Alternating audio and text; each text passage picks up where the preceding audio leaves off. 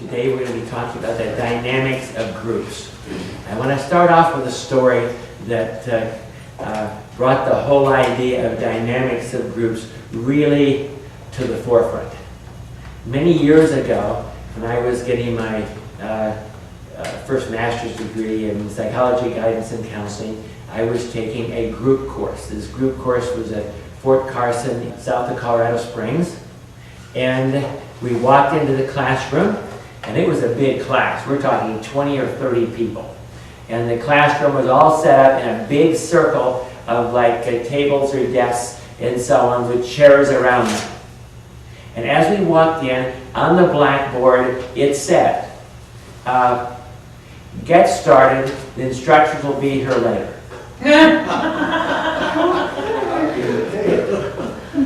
And no one knows anyone. I mean, there's no one to know. It's all strangers. You got like 25 to 30 strangers here that are walked into a room, and there are no instructions, and they're supposed to get started and get the class going. What do you think happened? Some people walked out. Well, no one walked out. Everybody realizes this is a course for a degree. You got to take the course, so you're sort of stuck there, right? You're not going to walk out. So some people will, all sorts of stuff. Well, what should we do, and so on. And people sat down and all that kind of stuff. And there's all sorts of interesting interactions going on, and so on. And after about 20 minutes of this, one of the people that we thought was the student stood up and said, "I'm the instructor. I just want you to find out how the dynamics of groups work." Wow. And then started to explain everything that we did directly from the principles of the dynamics of groups. Pointing out that people that sat opposite each other probably were in disagreement. That people that brought up certain things of how they did it and everything that went on, they explained from the process of dynamics of groups. So if you understand, people automatically react certain ways in groups. You think that would be useful for you as a group leader to know and understand? Absolutely. Now we're not going to go into this really deep, but we're going to go into what you do need for support groups. And that's what we're going to be talking about here, is the dynamics. What happens in groups?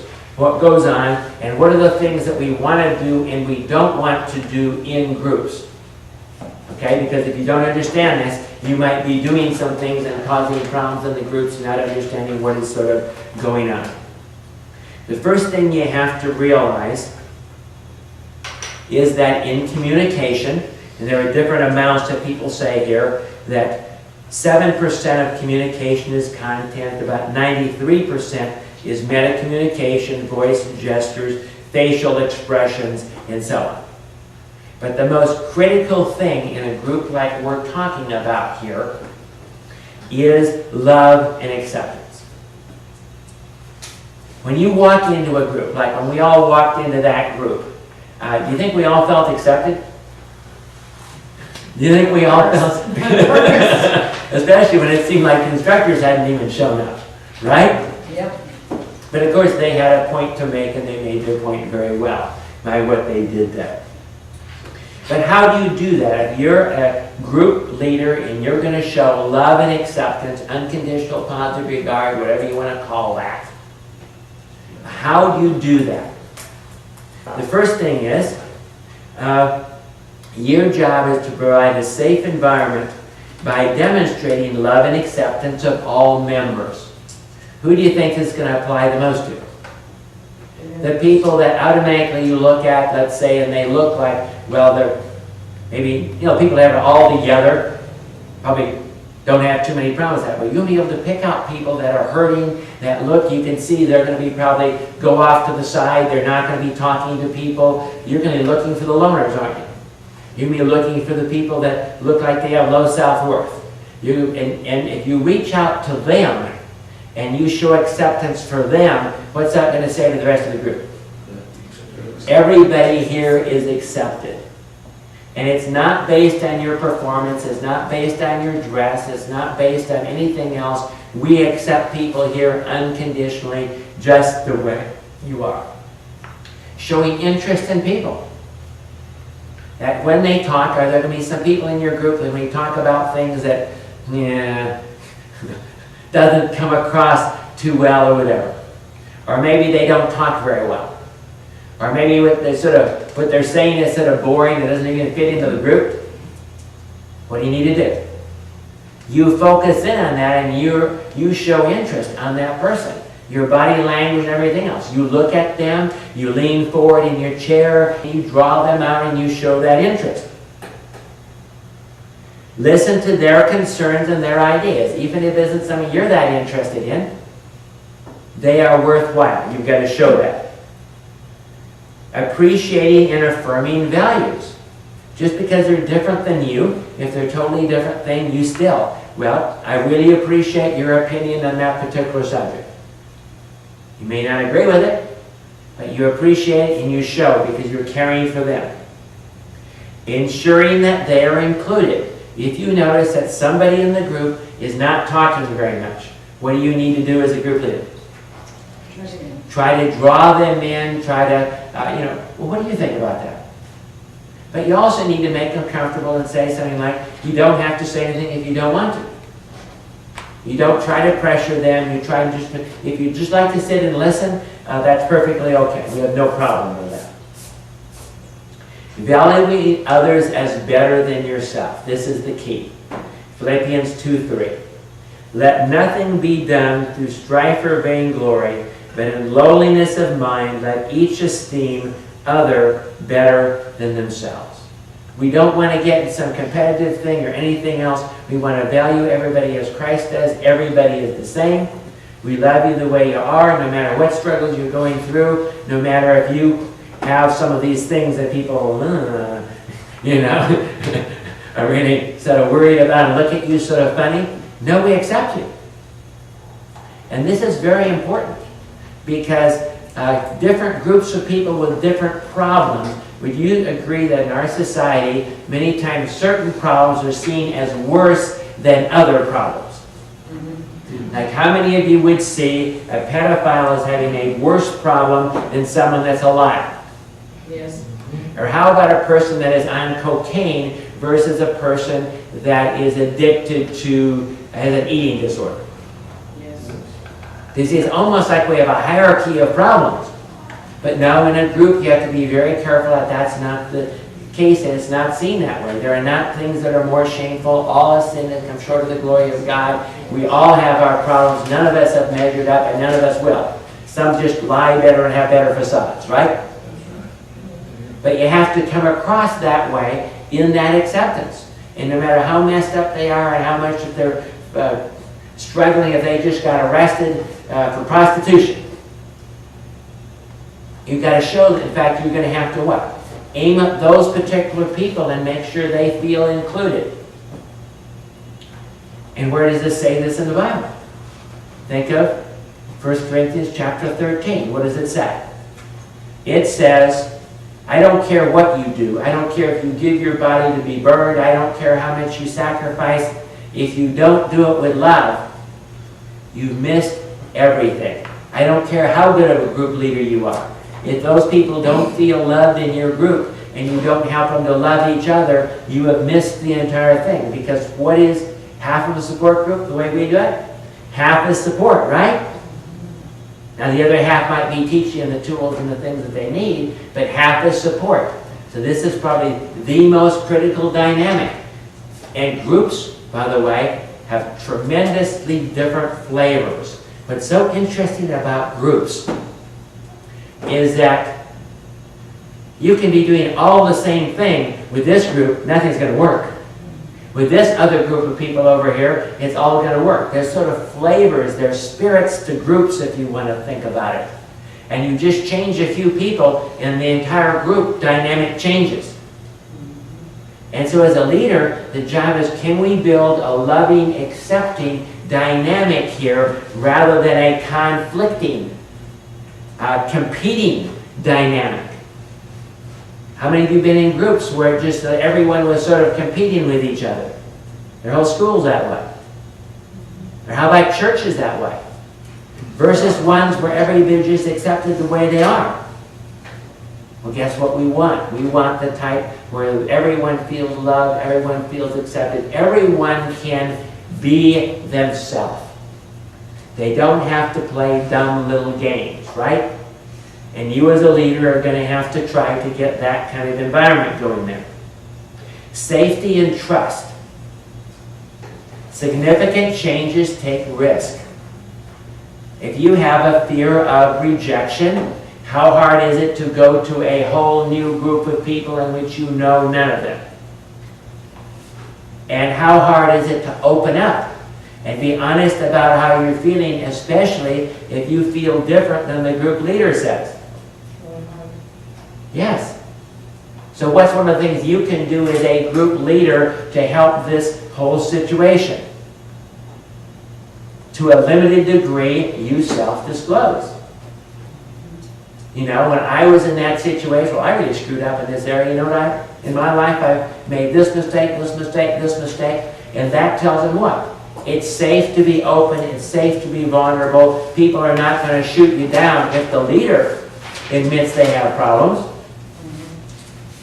then maybe it's okay in this group for me to open up and for me to admit that I have problems.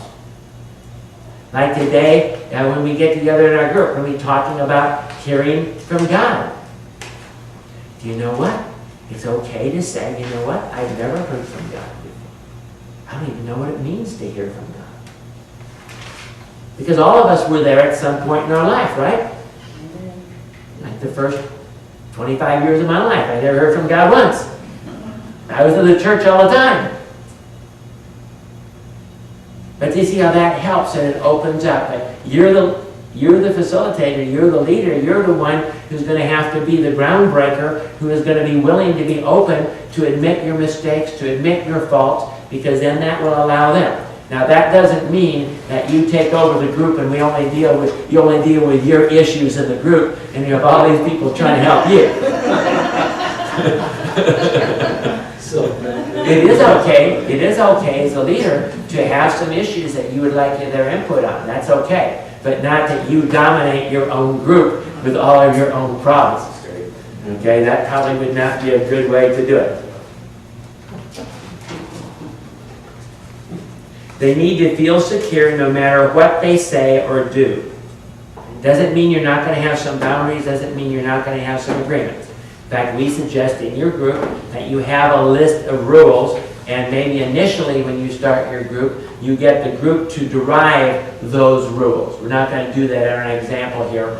We can give you a sheet of standard rules and so on used in groups. And they usually say, use I statements, don't fix other people, don't give advice, deal with your own issues, deal with the here and now, and so on. But that just gives you, and of course, confidentiality and so on in the group. Consistency and how you run your group. This is critical. You might not understand something, but if people come to a group that is always changing, like they have different leaders all the time, or they meet in different rooms, or they come and no one shows up that week, and so on, what happens? They get discouraged. Yes, the insecurity. In fact, I'm going to suggest to you that this is huge. In fact, it's so huge, you almost never make changes after you start a group. We've had problems, as an example, where we had, there was a group at one time meeting in my office. And the group grew to 22 people meeting in my little counseling office. There are people sitting all over the desk. There are people sitting in all of the chairs, almost people standing, in the corners. Well, what did we have to do? Move the group. We lost half the people in that group and we just moved to another room. What we find is changes like that, people get that security and they might come and come and come and they're used to that security. And then if a change takes, like if a different leader or something changes or you move to a different building or different things like that, most of the people say, oh, it's probably a good time to, I probably got what I needed, bye. We find that consistency is really critical to those groups.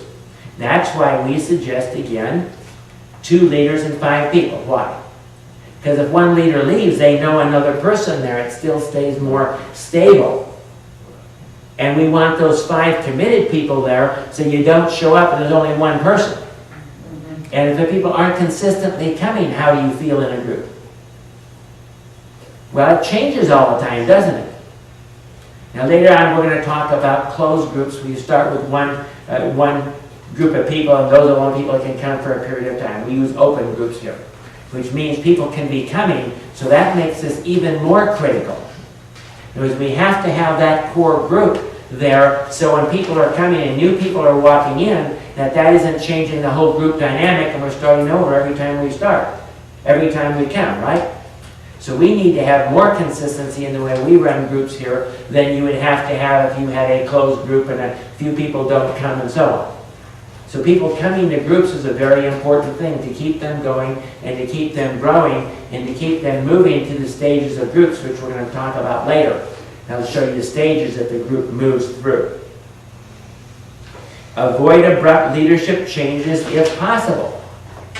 What do you think happens to the group if the leaders that were leading the group all of a sudden, both of them get a job change or something and whatever, or they leave for some reason and they quit, and the next week 2 new leaders walk in? They don't have as much trust. Yeah, you just start over.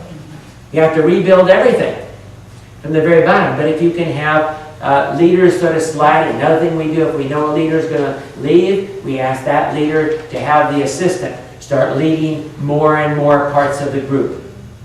And then as that assistant slides into the place and the leader leaves, we bring another assistant in to help the whole thing. Another thing that we'll do in group dynamics is, let's just say you've got a group that is really in turmoil and all sorts of stuff going, or you get a group in which, let's just say it's a Christian group, but you get a bunch of people that are just saved or they're not even saved, and they're taking over the group and they're fighting with the leader about everything that's going on in that group. What do you do about that? We talk about some of these things later more in this class, but you know what we'll do? Sometimes we'll even try and get previous people that have been in the group to come back, and we'll stack the group. If we have to change the dynamic. In other words, if we have a bunch of divisive people, we'll bring a bunch of loving people in to see if we can overcome and calm down the divisiveness that's going on. There are times when you might have to ask somebody to step out of the group because they're just tearing your group up that much. You know, and deal with them individually or move them to a different group. So there are a lot of different things here that are really important. Confidentiality. What happens in a group if confidentiality is one of your rules and somebody breaks that confidentiality? Yeah, are the people going to open up in that group if they think that everything that they're saying in that group is going throughout the entire church? No. Now you got a real problem. What we will actually do in a case like that, if somebody breaks confidentiality, we have them sign a sheet that says that we can remove them from the group. Sometimes that's all you can do. You say, I'm sorry, it seems that you don't know how to be confidential. Let's go have you work individually with a counselor or something rather like that, but until we get that under control, or we'll have the group deal with it. Another rule is, many times you have the group. You know, well, we understand that somebody here has broken confidentiality. Group, what do you want to do about it? And get the group to deal with it, instead of you as a leader trying to deal with it. Don't share outside information from private conversations, experience, or counseling relationships. What are we saying? There's a problem here. Let's say you're counseling with a counselor and somebody else is in that group. Don't go and take that information and bring it into and deal with that here in the group, breaking confidentiality from someplace else. Watch prayer requests. How many people do you think, you know, you can do them in a general way. Well, I know somebody and they really need prayer for this. That's okay. You see what I'm saying? Unless, of course, that's so unique that everybody knows exactly who that is. In your counseling, you have to be careful because in counseling, it's okay to use examples of other clients and so on that are similar, but you make sure you don't give enough information you can figure out who that person is. It's the same thing in groups. Let people tell their own stories, not others. In other words, this is like we need direct testimony, not hearsay testimony. We need to talk about you. We don't want you talking about your dad all the time. We want to talk about maybe how your dad affected you. That's okay. But trying to straighten out your dad when he's not in the group is not very useful. We don't want gossip. Now, I'm going to define gossip for you. So it makes it very clear what gossip is. Okay? Gossip is giving any information to somebody, personal information to somebody that is not part of the problem or part of the solution. See what I'm saying? I'm saying is, if you're talking about something that's going on, now, obviously, if you're part of the problem or part of the solution, many times you have to address issues and talk about issues. And there's nothing wrong telling your counselor about what your problem is, right? Because hopefully your counselor is part of the solution. Or telling your group about issues that you're dealing with. You see what I'm saying? Because they're hopefully part of your solution. But to take that outside of those people, that is gossip. So you don't go and tell your best friend about everything that's going on in the group today, okay? Because they're not part of this particular group and part of that particular solution. Exceptions, as I'm sure you already know, are homicide, suicide, child or elder abuse. Those things have to be reported. You have to do something about it. As a group leader, you might be in a situation where somebody in the group admits that they're suicidal. And you're going to have to learn how to deal with that. Normally you try and ask them certain questions, and then you, if necessary, you'll take them to an emergency room and have them evaluated by a higher level, and maybe even checked into a hospital or something if you really think they're going to kill themselves. But you have to learn to deal with that. Many times one of the ways we'll deal with that is we'll just say, I'm sorry, it seems like we have a problem. Can I talk to you? You take them outside of the group, have the assistant leader or someone take them outside of the group and say, here's the problem.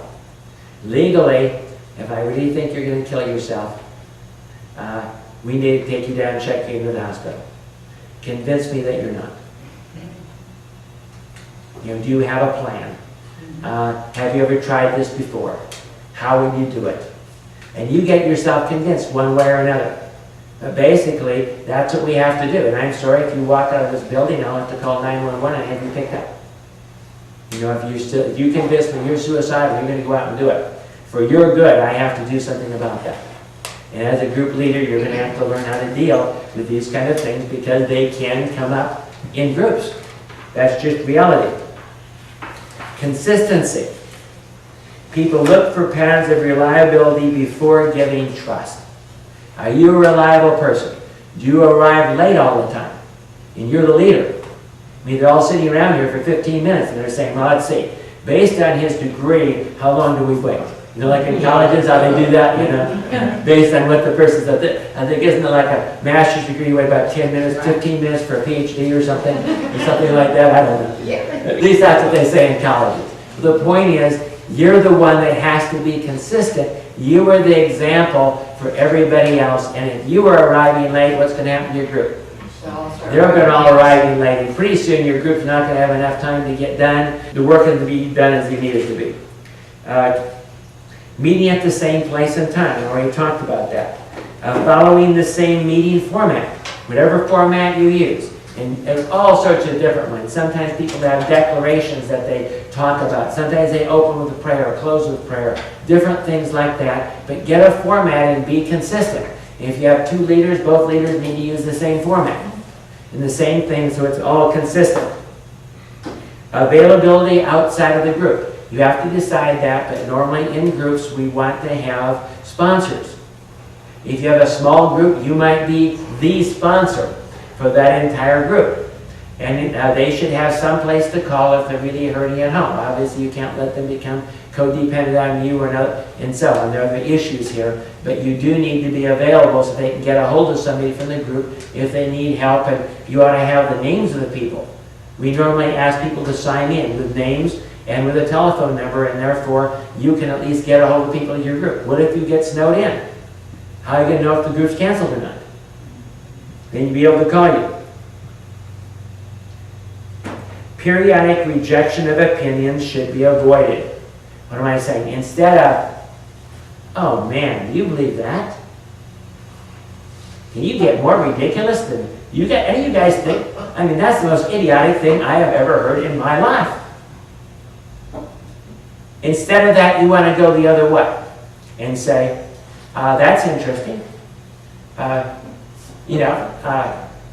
What do the rest of you think about that? Do you see what I'm saying? But you don't want the person to be rejected over and over and over again. You want to find whatever is good in that and point out the good part. Let's just say they've been talking for 5 minutes and a lot of it's off the wall. What do? Pick out, you see the point that she made? That was wonderful. That really applies here. See what I'm saying? Pick out the good things. Because if a person's rejected over and over and what they say is shown to be not acceptable to this group, what's going to happen?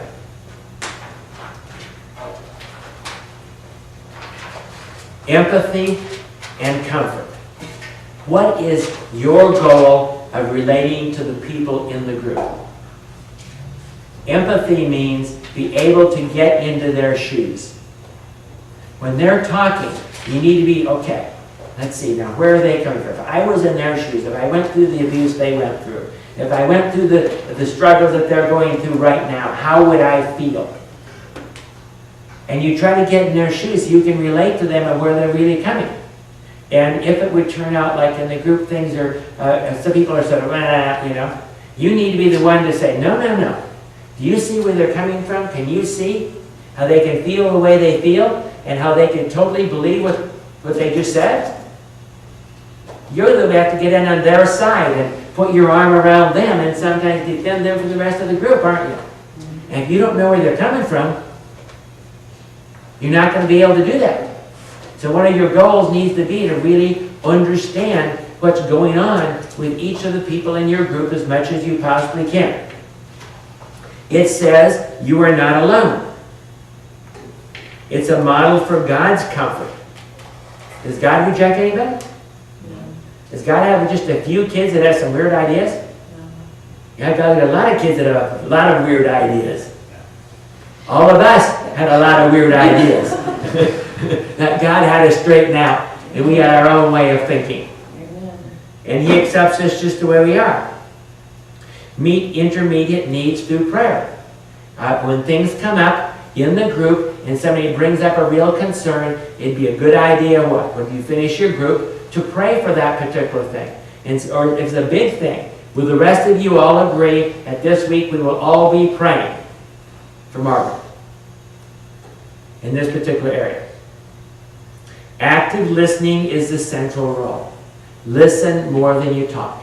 Now, initially in your group, as you get started, I demonstrated last time, sometimes the leader initially, to get things going, has to do more of the talking. But it should decrease. As the group progresses, it should get less and less and less. You should do less and less of the talking, and the people in the group should do more. You shouldn't primarily be concerned with your response. You're more interested in where they're at and what's going on there. Clarify by repeated paraphrase. Speaker-listener technique, if you're familiar with that. But basically the idea that many times if you're not sure people really understood, you say, now what I heard you say was, da-da-da-da-da-da-da. They say, no, that's not what I meant. Okay. Or did you mean this? And so you're the one that's sort of clarifying so the whole group is on the same wavelength, they're understanding. And sometimes if it's a little bit off, you try and bring it in or you tie it in for them. Because maybe some people don't see the connection. Don't forget to reflect the emotions. Remember, groups are emotional things. We want the whole person here. Can you walk in their shoes? Can you get inside that empathy? Hope and encouragement. The issue of hope. People need to walk out of your group with hope. They don't want to walk out of your group that they're bashed down, knocked down, and basically, somebody in the group says, man, I don't know how you're going to make it. I was never as bad as you, and I would never be able to handle that. Well, you as a leader, what are you going to say? You're going to have to come up with something and say, well, truth is, I've seen a lot of people that have struggled more than that. You know what? My God is able. And God is able to handle absolutely anything, no matter what comes up. And yes, it might take some work, but we're all going to be praying for you, and we're on your side, and we know you can make it. See, those are the critical times in the group where you deal with that. Watch grooming, and watch people that are depressed. They're coming in all haggard. What do you know? Here's somebody maybe you're going to have to focus on and try to draw out in that group. You know, they're dressed, but also some people that are dressed perfectly all the time. What does that tell you? Watch out. They have a very good facade, and they're not really dealing with those issues. You need to try and draw them out too. Encourage without minimizing the difficulty of the problem. Now, probably the biggest area, though, that you're going to have to deal with as a leader is power and control.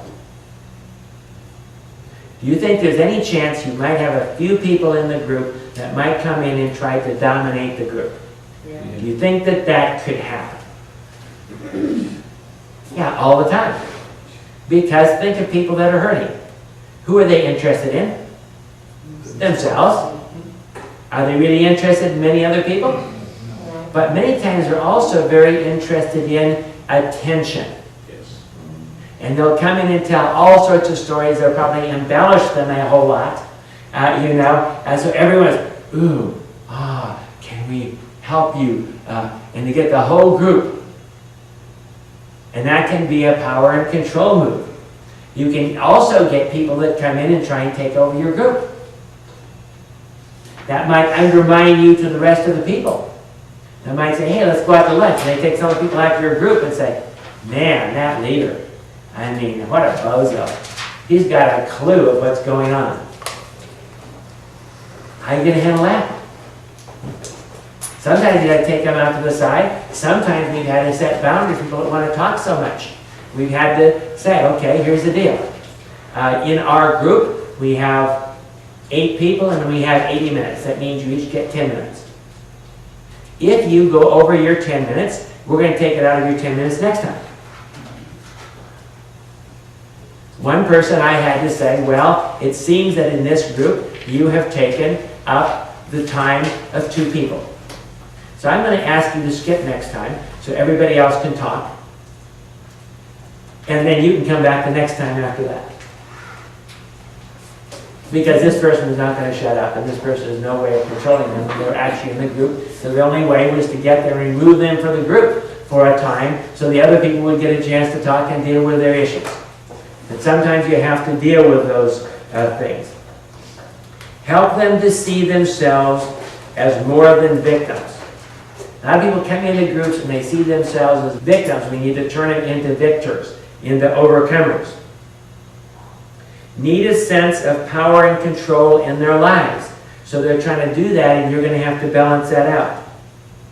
Help them understand that they do have choices. You know, I'm sorry, but you don't have to choose to come to this group.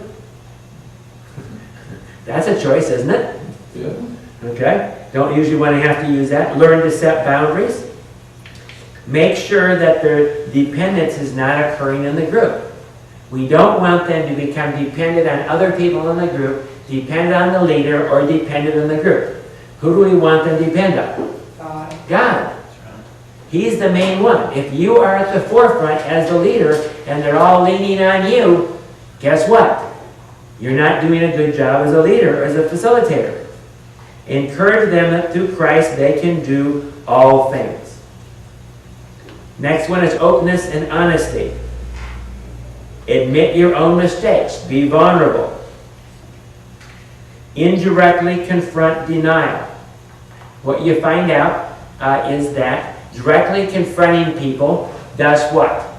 In a group, we want to keep everybody on the same side working together if we can, right? Mm-hmm. As soon as it gets into an argument, what do you know? It's divided. Yeah, it's divided. It's not going to work. You're not going to be able to help that person. You got to bring them back.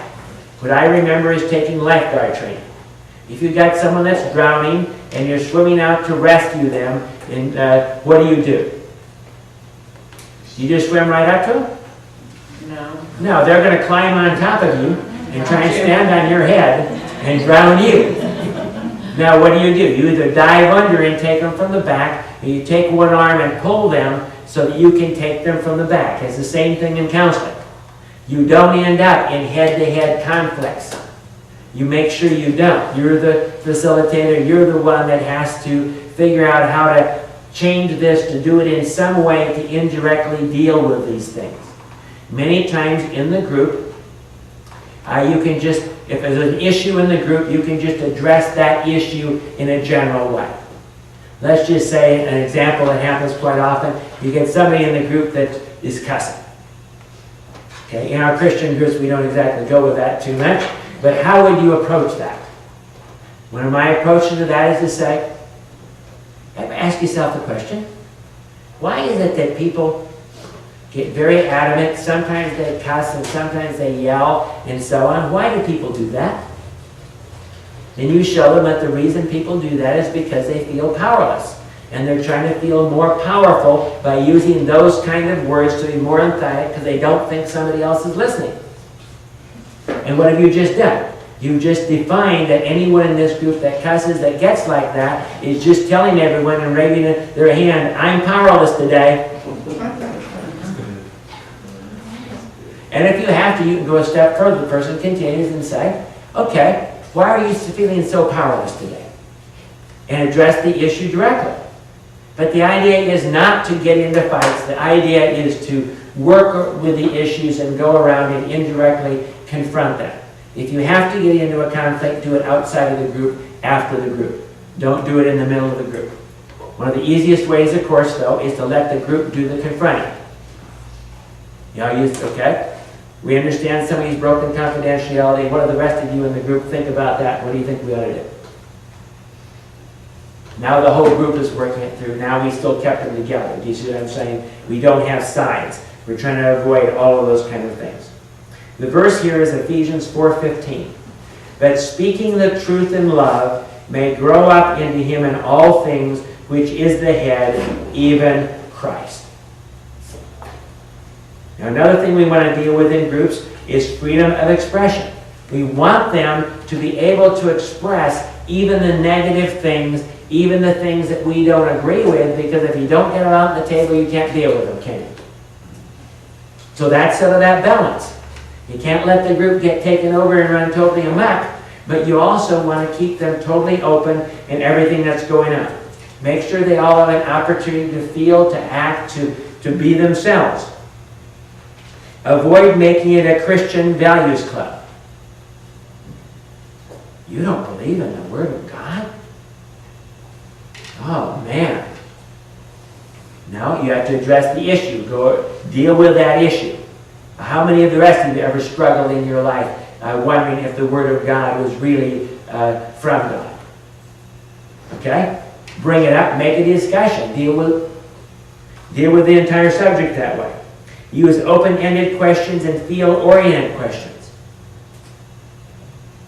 State that emotional expression is okay. Help them deal with the feelings.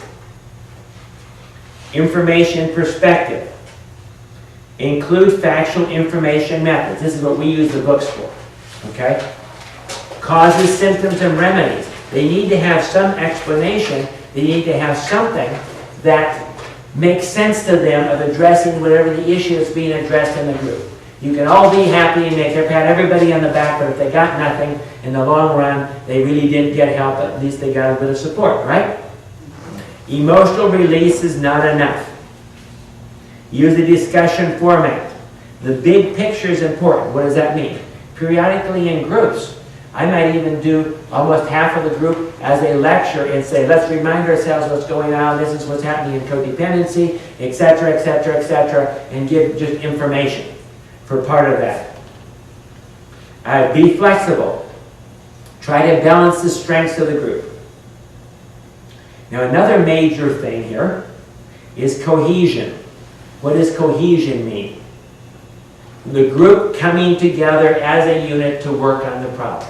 When we look at the stages of groups, you're going to see this develops over a period of time. That we're working together as a team. How do you measure cohesion? the extent of the cooperation, the initiative shown by the members. Is it just you talking all the time? Or are they all working? Are they all pulling together? Are they all praying for each other? Are they trying to help each other? The attendance is a measure of cohesion.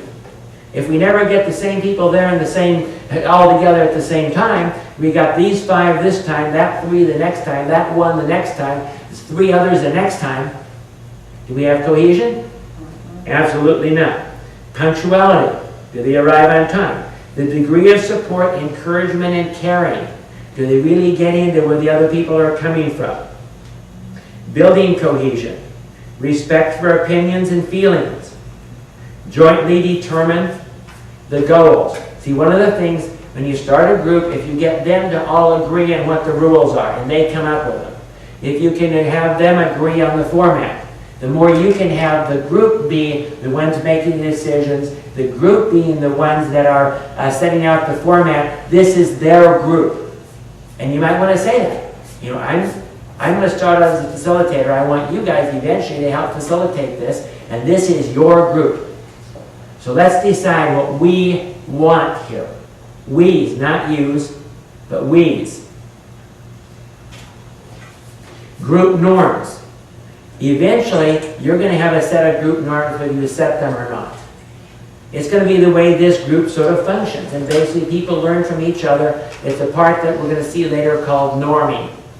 And in the group, there's a norming that takes place, where everyone sort of understands this is the way we do stuff in this group. And if you're going to be normal in this group, you're going to follow the group norms, sort of what we do. You know, in this group, do we throw temper tantrums? Well, if that's the group norm, then everyone's going to be throwing temper tantrums, right? You as the leader hopefully will make sure that the norming is somewhat appropriate and somewhat acceptable, right? Or do we have major conflicts where people throw paper airplanes at each other? No, that's not a sign of a good group norm. But if you don't deal with it, your group could end up, and you could really messed up with all sorts of stuff if you don't have group norms. What you want for group norms is regular attendance, on time. Maybe you'll even say, I want you to call me if you're not going to be here. Share the meaningful aspects of themselves. Members should give feedback. Members should give as well as get. Commitment to change. Did you see all that?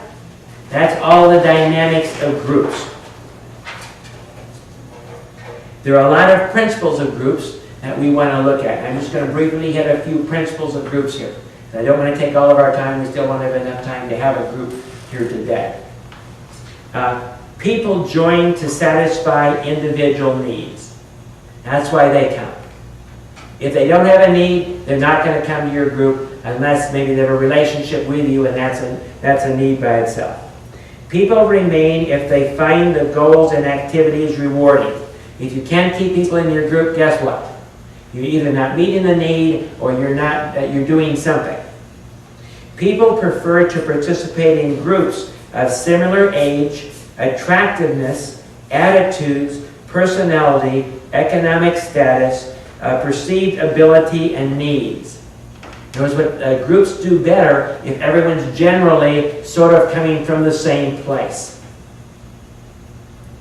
Participation decreases as the size increases. You see what that would be? In other words, the more people you have, the less people are really going to be participating in the group. That's sort of automatic. Group members usually like small groups better than large groups. Because of that, what we will do is if we get a large group, sometimes we do groups up to 20. What we'll do is we'll do half of it more on the information, and then we'll appoint assistant leaders, and we'll break the group into 3 groups and have them go to 3 corners to have their discussion. So that people have more of a chance to participate. It isn't like, well, I got to say one thing, there were 25 people in the group, and that's all I got out of it for the whole day. Increased size requires a focused leader rather than shared leadership. Larger the group, the more you have to have somebody is the leader, instead of everybody getting their chance. Physical settings affect attitudes, participation, and actions. If you're in some trashed out barn, that will affect you more than if you're in a nice classroom setting or something else like that. Social adjustment adds to group functioning, while unconventional and anxious members detract. You can't have too many people that are really, say, have borderline personality disorder and other things like that, although some groups are only those kinds of people. And then you have to deal with that. But I'm just saying that people that are struggling with a lot of stuff don't usually make good cohesive groups. You have some of those, but you pull them in and you help them. The length of time as Christians does not necessarily affect group functioning. It doesn't make any difference if we have a mixture of brand new Christians and older Christians. That doesn't seem to have an effect. This is all things that people have learned by having groups, okay, that I'm going over here. Membership is more highly motivated in groups that have clear goals and understanding of how to achieve them. If you know what you're doing, helps a whole lot. Shared ownership of goals builds positive interaction. You know, we're all here to help each other. I'm not just here to get from me. Group performance is facilitated by expressions of achievement of goals. What do you want to do? As people have testimonies. Wow, I'm doing better. Yeah, do you see what I'm saying? You draw out of people how they're succeeding. You find the ones that are doing well. And those testimonies will help other people want to come to the same level, who want to listen more. Mixed gender and personality types are more conforming and performing. Similar age is better. What's that saying? It's saying you're better off to have men and women in a group than just to have all women or just to have all men. And similar age, people generally the same age. To have a bunch of 8-year-olds, some teenagers, and some grandmas in the same one is going to be harder to have in a particular group. High-status group members initiate and receive more communication and may deviate from group norms without sanction if contributing to the goal. So there are certain people in the group that you can allow break some of the norms if they have something serious or something significant to contribute. Shared leadership leads to higher conformance to group norms because it's my norms, it's not what that person said we had to do. With prayer, everything is possible. Without it, you are your own limit. If you lead your group, you will get your results. If you trust the Holy Spirit to lead His group, you will get His results. What's it saying? Don't rely on yourself. Don't think you can do this. There's so much complexity in groups and so much dynamics, just the stuff I covered already today. You can get a flavor of how much stuff can be going on in groups, and just who shows up is going to change the whole dynamic of the group. You need the Holy Spirit to lead you and to flow through that in everything that you're doing. Let's pray. Lord, we thank you. Lord, you had your disciples. They were a group. And you did a wonderful job, Lord, of leading them. And we ask that you would teach us and help us and guide us, Lord, that we could become those facilitators, those good group leaders that could help many, many people. And we give you the glory and the honor in Jesus' name. Jesus, amen. Well, today we have a very interesting lesson, I think, that people can really get into and so on. Because we're talking about how you hear from God. How many of you have ever had a struggle in your life of hearing from God? How many of you think this is just really easy? I mean, you hear from God all the time. Every 5 minutes He talks to you, and He just sort of directs you in everything that you do, and you just walk perfectly in this, and you've never missed God once, right? I mean, who'd like to share something about your experiences about trying to hear from God? Or who had something out of the book? Because the book deals with that, gives you some really good things here about how to do that.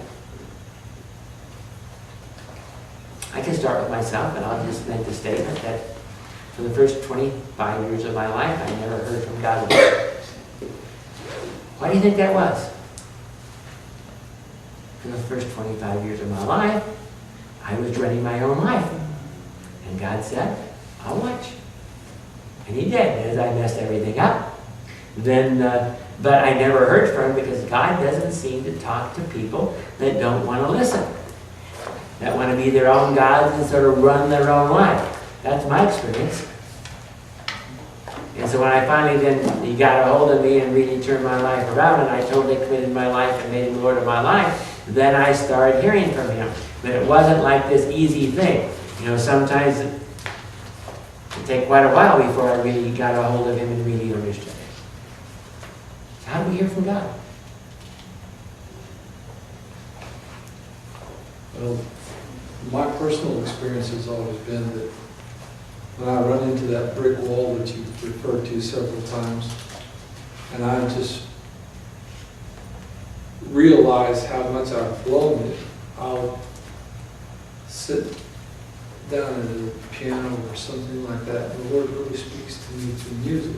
And probably some of the most meaningful conversations I've had with God have been at the piano with music involved. It ends up being a song that I write, and I sing it, and a lot of times whenever I sing that song, I hear something else that's speaking to me. It's just been a real refreshing for me. How does he speak to you? See, everyone here might not be in your same level. You know what I'm saying? What is it like when does God say, I am God? This is what you need to know. Most of the time it's not anything where he says, I am God. It's been just it's almost like he just caresses you and just kind of speaks softly to you. And how do you know what he says? Well, it's through the experience. He says, you know, this is where I was driving.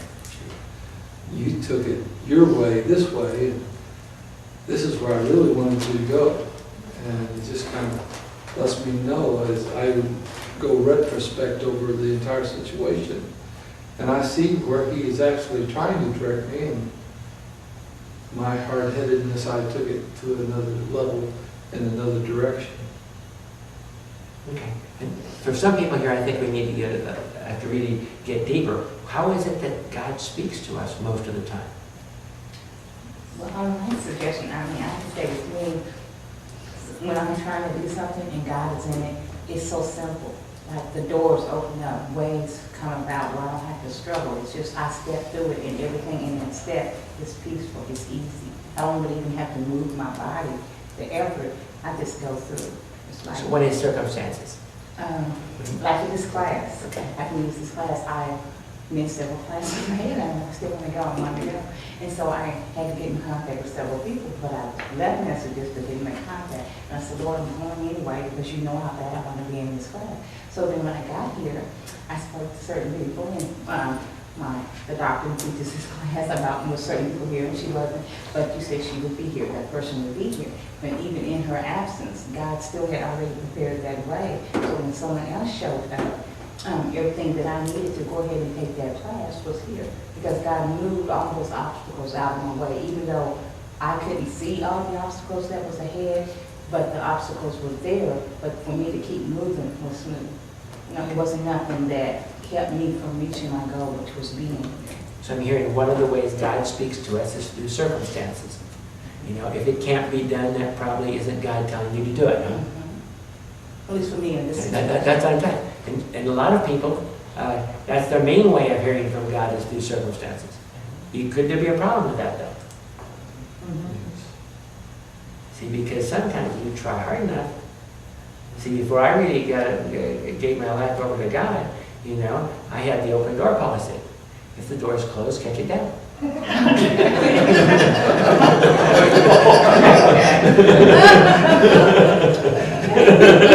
No, she's backing up.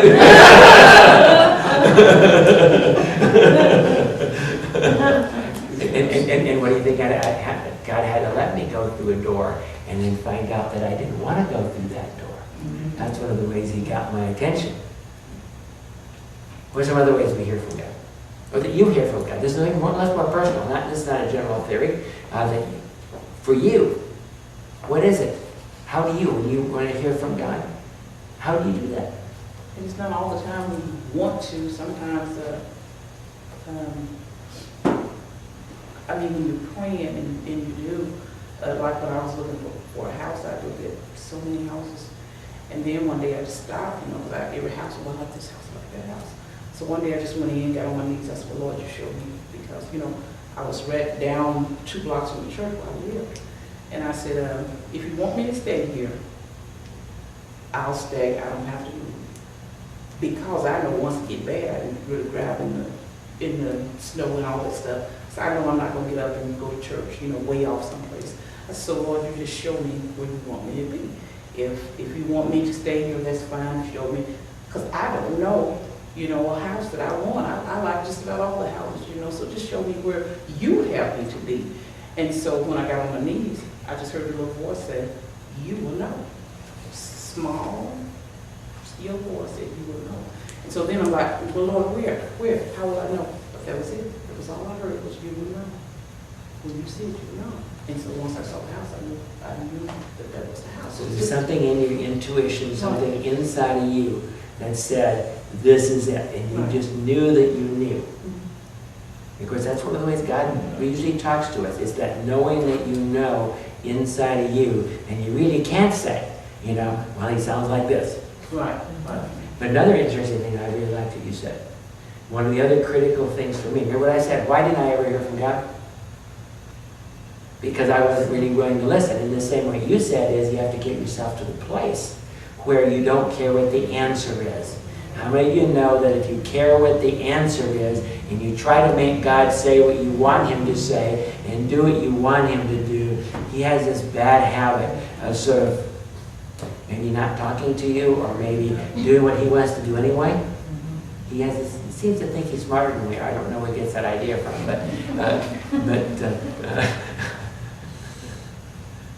somebody else, how do you hear from God? I've heard from God a few different ways, but one of the ways is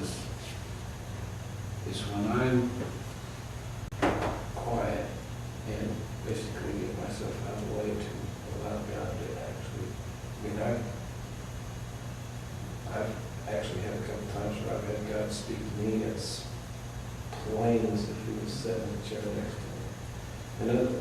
But most of the times with me, I get a real peaceful feeling in my spirit. In other words, it's just I know that I know that I know. And when I say that, I'm not talking about in my flesh, because most of the time, if I try to figure out something in my flesh, it's a very uneasy. But when I hear from God, it's real peaceful. Okay. Somebody else? Through confirmation maybe of another person. Okay. Through prayer, you're praying for something, God confirms it, either at a, you know, in church or through another believer. Okay. I feel it in my heart. I'll be praying and then I just feel this is what I'm supposed to do. Because I don't audibly hear him all the time. I do many times, but I just know I'm supposed to go do this. And when I do exactly what I feel he has me do, everything comes out exactly what I'm supposed to be doing, what he wants. And I've been praying, you know, I like to sing. I put on instrumentals. I work at daycare in the church, so I'm in a Christian environment all day long. It's wonderful. So I always have Christian music on. And I like to put on instrumentals. A lot of times when the kids are just chaotic in the room because I have toddlers, I'll just start singing in the spirit. And I'll just walk around the room doing what I have to do and take care of the kids and be singing in the spirit. And the Lord just, I can feel him in the room. I know he's there. I feel him just caressing me and telling me, it's okay. These kids will be okay. I'm calming them down. And he does. And he just, that's how I feel in the spirit. Does anyone here really have a struggle? Your book says something that I've always remembered, and it's very powerful. It says, if you cannot hear from God, your Christian walk is in very big trouble. And so we want to deal with it today because some of you, sounds like you have a strong walk with God, you've heard God many, many years, and so on and so forth. It really sounds like everyone no one has any problems except me in this area.